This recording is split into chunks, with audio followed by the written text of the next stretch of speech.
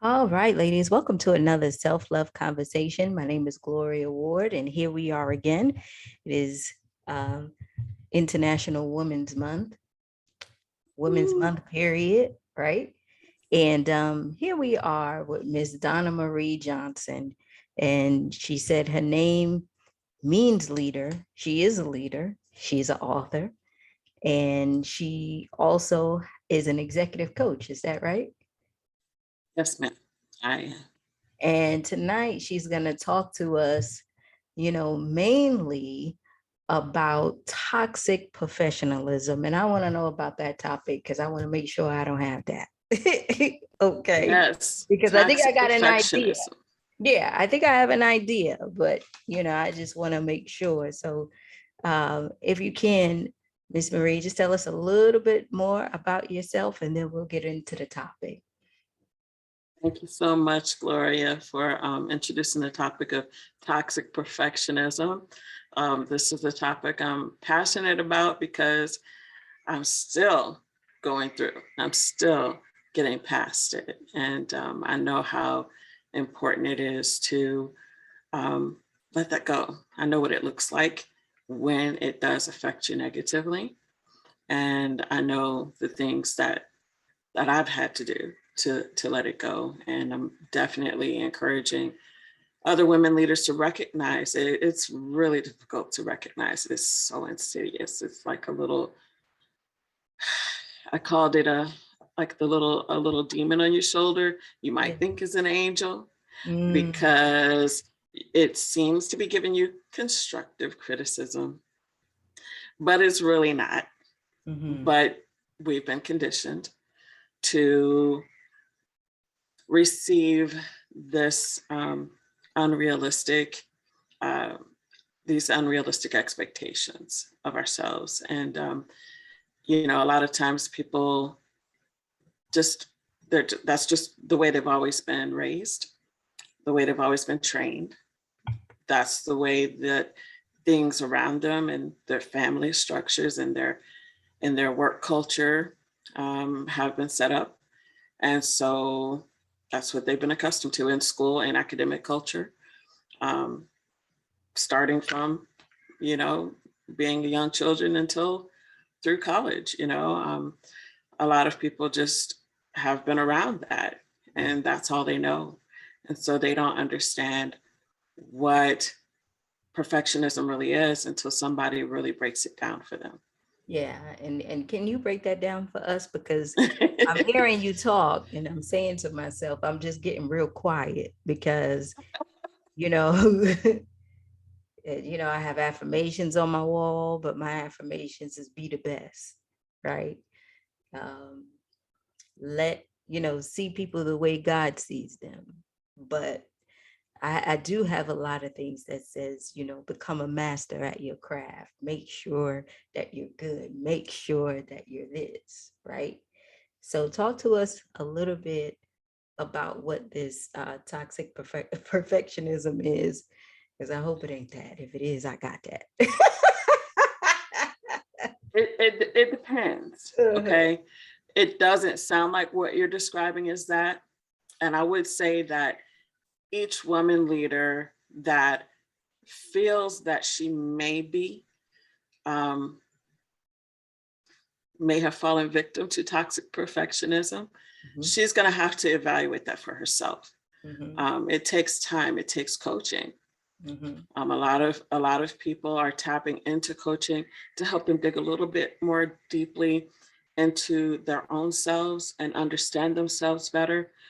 Me, I had to dig much more deeply, much more deeply, and recognize the difference between Black excellence and toxic perfectionism. It's Wow. kind of a fine line. It's kind of a fine line. That Black girl magic, Mhm. sometimes when it gets to the point where your magic is being rejected, you know that is toxic perfectionism. Mm. When your good is not good enough, that's Gotcha. toxic. That's Okay. toxic perfectionism. Yeah. You know, as I was preparing for this interview and preparing for the article that I wrote that goes along with the interview, um, that perfectionism started creeping in, and I'm up here flossing my teeth before I got on this camera because I want to make sure my teeth look nice. Gotcha. But that's not toxic perfectionism. That's excellence. Toxic perfectionism is when you don't go to the interview. You cancel. You find a reason. Like, I could have had an excuse tonight. We have a horrible storm going on. It's loud. There was a chance that the electricity could have gotten knocked out before this interview. I could have made all kind of excuses. Yeah. That's when it's toxic perfectionism. When you're avoiding doing the things that you know you're called to do because you don't believe that you're good enough. Gotcha. Okay, I don't have that. Okay. All right. I got the push too hard thing, But what do you think? There's a point that the pushing too hard becomes toxic too. Oh, I know. When it starts to deteriorate your life. Oh yeah. Your relationships. Oh yeah. I tell the women all the time who listen and watch and follow me, my job and the reason why I'm here is because I know God put me in this position to let you have that girlfriend that that you can talk to, but who's also walking the journey with you, who also understands, right?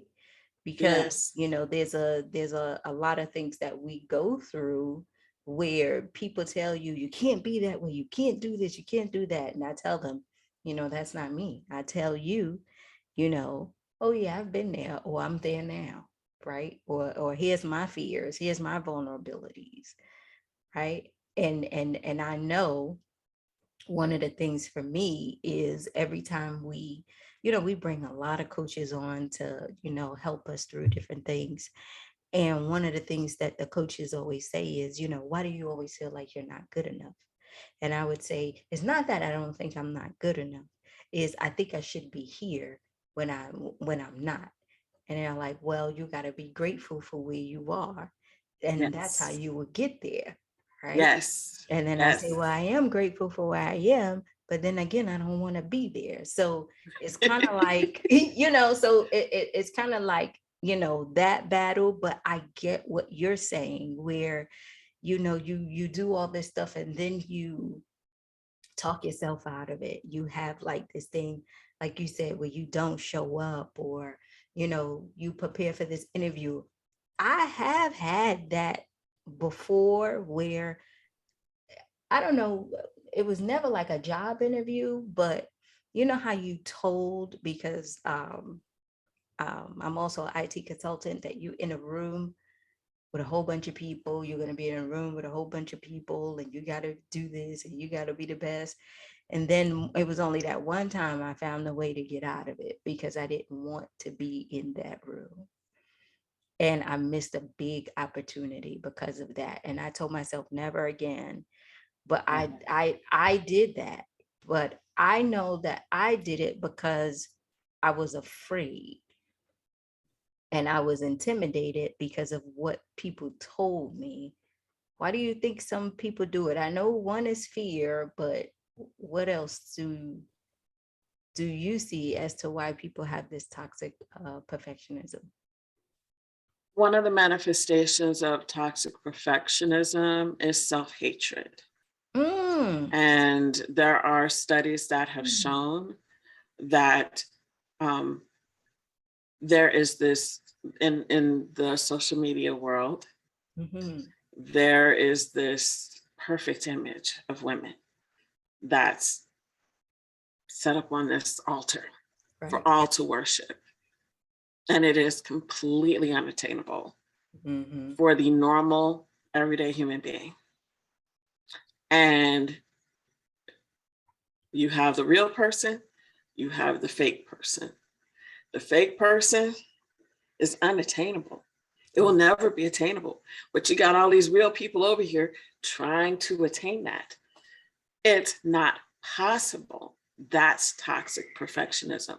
That is something that can lead people into wanting to hurt themselves, or wanting to kill themselves, or wanting to continue to have dangerous surgeries, trying to look like something that God didn't make them to look like. Wow. And that is toxic perfectionism. There is no way Mm-hmm. to attain that and be healthy mentally and physically. Right. Wow. Mhm. And There's a lot of studies have shown this, and it's something that you hear in mm-hmm. the sports world right now. This has become a huge topic. Oh, absolutely. These people are excellent in their sports trades, but they're still human beings. Mm-hmm. It's something we've seen during the pandemic with healthcare providers being put up on pedestals. Oh, there are heroes. These people jumping out of windows. That's right. You've had two pageant queens recently, Mm-hmm. Black, two Yep. Black women. Yep. One of them fell out the window. They Mm-hmm. said it was an accident. No, it wasn't. Another one jumped. Yeah. These were women at the top of the beauty pageant industry. Mm-hmm. Something's wrong. Yeah.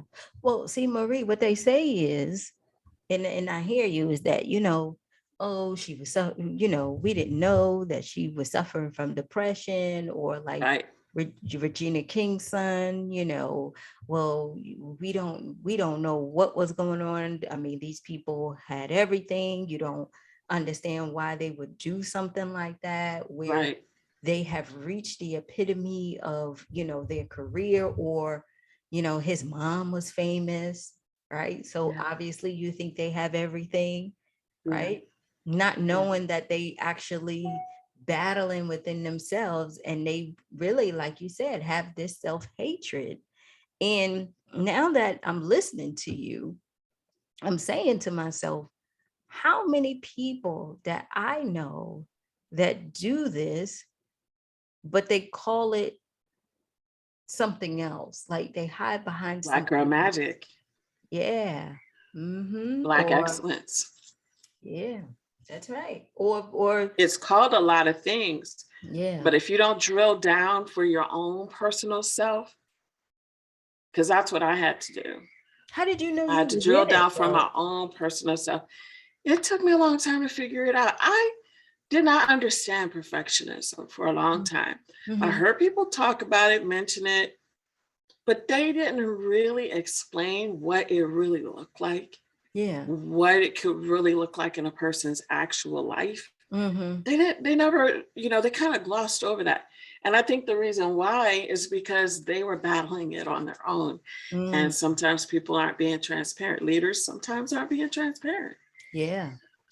So when you find yourself, for me, the situation was that um, I'm a mom, I'm a wife, my husband is disabled. I've became his full-time caregiver. Mm-hmm. And about a year after I began graduate school, I came to the end of myself trying to do it all, That's taking right. care of him and trying to be full-time in graduate school. That was not going to happen. I had to pull back and reevaluate some stuff. Mm-hmm. And I made a decision I wasn't going to give up, but I had to change some things. I understand. I my vision of perfectionism for graduate school was not attainable Mm-hmm. because I have a family to take care of Mm-hmm. Mm-hmm. and a little bit more responsibility than a normal wife and mother would have, I'd say. Mm-hmm. So I had to reevaluate everything. And it made me take a close look, and it made me realize that I wasn't happy. And Mm-hmm. I had to make the choice to choose joy. Mm-hmm. I realized that I was being ungrateful and I wasn't being content with where I was right then. Even though I couldn't go full time, at least I was in school. Right. I had to be content for where I was at and the pace I was able to go at that time. Mm. And the other thing is that I had to choose love over everything else. My family, was more important to me than my academic achievements. Mhm. That was hard Oh, yeah, because I know. I felt like I had put myself to the side for, at the time, I think my youngest was 13 when I went back Mhm. to grad school. I felt because I was in grad school before I got pregnant with her. Right. Mhm. So I felt like, hey, I put this aside for 13 years and now look at this mess. I got to stop, or I didn't even think that I would be able to finish, but I was able to finish. I just had to go slower. But Mm. at the time, that wasn't my mindset. That's My right. mindset was all or nothing, Yeah, all I or get it. nothing, I get that. I do. I you get it. know? And so I was like, ain't this a mess? I Mhm. waited 13 years to go back to school, and this gets And this derailed happened. That's by right. this unfortunate situation for our family. I Mhm. was mad, Yeah. to be honest. I was very upset Oh, no, I because get I it. wanted to do something for myself. But I Mhm. had to make a decision that loving my family was above everything else, Mhm. Mhm. So choosing joy, choosing gratefulness and being content with Mhm. where I was at right then, finding the middle ground, Mhm. not having to go full steam, not It's having to have all or nothing. I'm sitting These here are things thinking. that I had to evaluate for myself. I'm sitting here thinking because we talk about that all the time where, you know, as long as you're moving, you're okay, right? And I get it. We want to move as fast as we can, right? Because I know I'm like that. But like I tell the ladies when they come and they say, well, Gloria, you don't understand my responsibilities. I got kids, I got grandkids, I have, responsibilities. I'm the caretaker of my mom, I'm this. I can't go to school now. I can't start that business now, even though I want to. Every time I start, something always happens. Every time I try to get on track, something always happens. And so I need to quit. And so every time I quit, it makes me feel bad. And then now I feel like I'm not living the life that I want to live. Right. And I had to tell them, well, as long as you're moving, things are cool.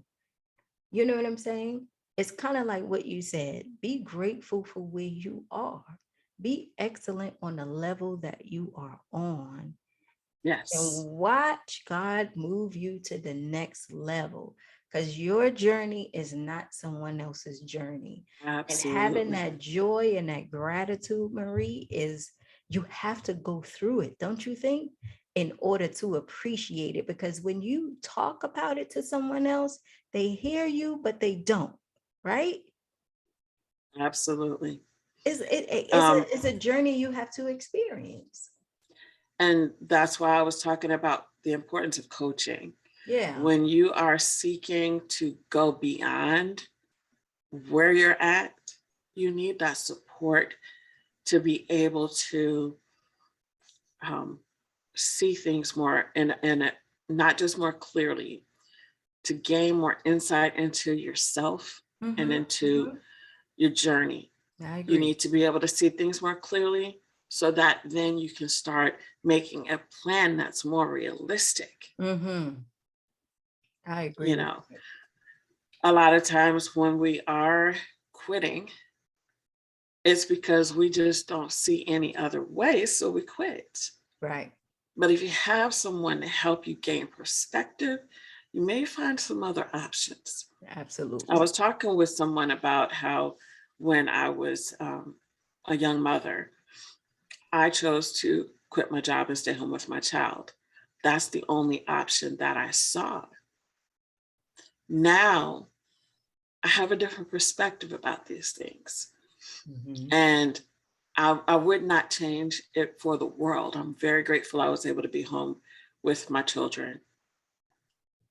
But I have a different perspective about it now. And the world has changed a little bit. Mm-hmm. Mm-hmm. Things have changed a little bit. Rona changed some things Right. Right. Right. in the world. If I were in this day and age, I wouldn't quit my job. Yeah. I would change the way that I'm approaching it. And, so there are things that you don't see just because you're right there in front of the forest. You can't see the forest for the trees. You're looking at one tree. Right. You need to gain perspective. And sometimes another person, a mentor, Mm-hmm. a coach, if you're a person that's going through some deep trauma, a therapist, Mm-hmm. you know, a person that is trained can support you in your journey and help you to gain that perspective so you can choose that joy. You can find where you can be grateful, and you can choose love first, which is, to me, that's the most important thing. Well, Marie, give us your information so we can come and get some of this teaching, because there's a lot, there's a lot of us who need it, because you're 100% right. You don't, when you in it, you can't see it. And I think that's the lesson that we take away from tonight's conversation is you always need a different perspective when you are walking through your journey, especially if this journey is new for you, where you finally chose you and you're trying to figure out what that looks like. You always need an outside perspective to kind of keep you on track, because you never done it before, right? It's easy to go back to being comfortable, quitting, and doing all those things. But when you decide that this is the journey that you're going to walk on, and you get a coach and you figure out what that plan is, I think it makes it a little bit more easier and believable, like you said, right? Because you're not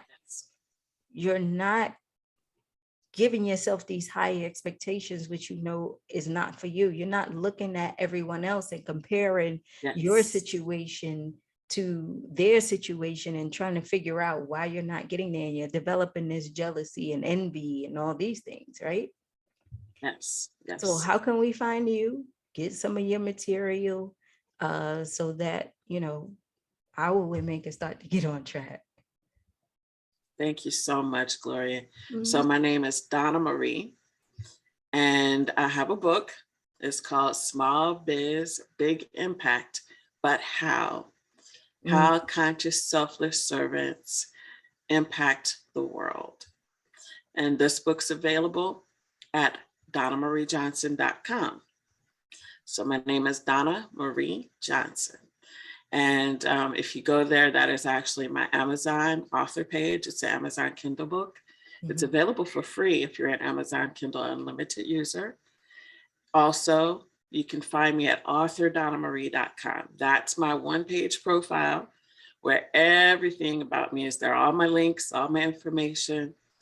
And it's an honor and a pleasure. And I really love what you all are doing with the I'm Loving Me project. This is just a fantastic project. And I really pray that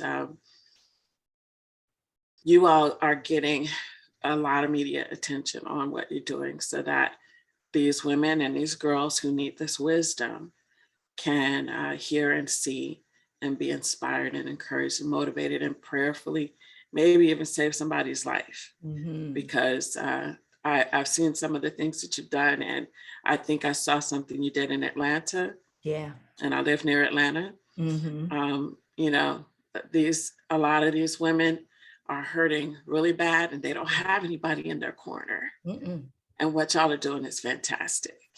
Thank you so much for that, first of all. And it's like my whole goal is to bring the professionals in. I'm not a professional, but I know how to get them, right?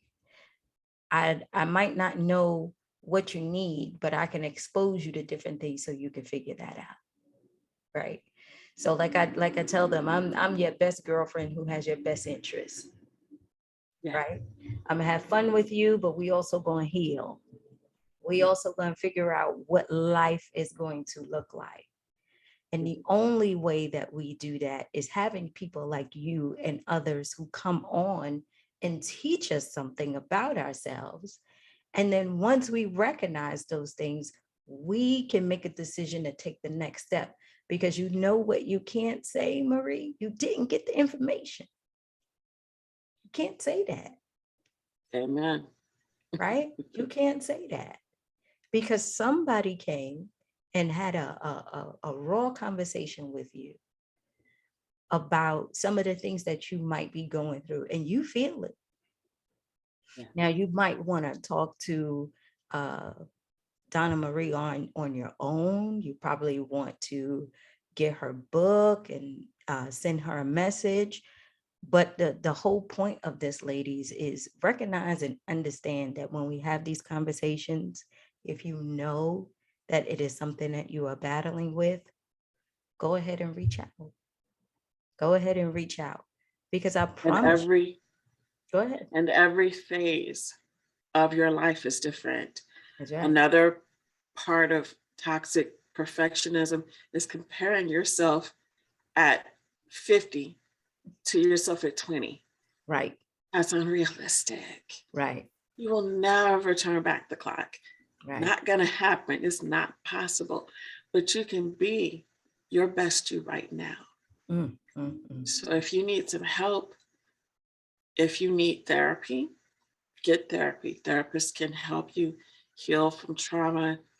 They can help you if you have any kind of mental health issues and you need medication. They can help you with that. A coach can help you to gain perspective and learn some new insights to help you make a plan for your future, so that you're doing things in a smart, you're setting smart goals, you're doing things in a smart way where you can actually attain the goal and feel good about yourself. I can give y'all an example. Remember, I said I was upset because I couldn't go as fast with getting my degree. Right. It took me 4 years instead of 2. I graduated in December. Oh, Okay, yeah. I did it. And so you can too, Congratulations. Yeah, whatever you you have set it. your mind to. Absolutely. Donna, thank you so much for joining us. I'm definitely It's my pleasure. gonna check out your book. We're gonna put it out there for everyone to see and purchase. And I'm gonna have you back too, because this topic is something that gets rarely talked about. And to be honest with you, a lot of us don't know what we don't know. You know what I'm saying? Yes. Like you Yes, just I do. you don't know. You call it something else, Yes. right? And when you call it something else, it helps your mind be okay with it. And to know that, you know, this actually exists, it's really something that we have to get out there and talk about more. So we're going to see if we can have you back to go ahead and do that. Okay. Oh, I would absolutely love that. Yes, ma'am. Yeah, Absolutely. I appreciate that. Thank you so much for joining us tonight.